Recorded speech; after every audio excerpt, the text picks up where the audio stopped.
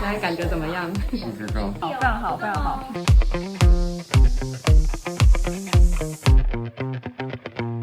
我的状况是这样子，原本医生是说我是鼻中隔弯曲，所以呢可以先考虑做鼻中隔的手术。然后我是2个礼拜前的时候呢，睡中午就半睡半醒的时候，很明显是吸气可以，吐气的时候被卡住了。我觉得可以先做非手术型的啦。你这个数字才16，AHI 的意义就是每小时睡眠会中断16次，我们一般是希望95%以上，平均还在94%，所以你不算严重。不过你最低的有测到82%，这大概算是在轻度到中度的之间。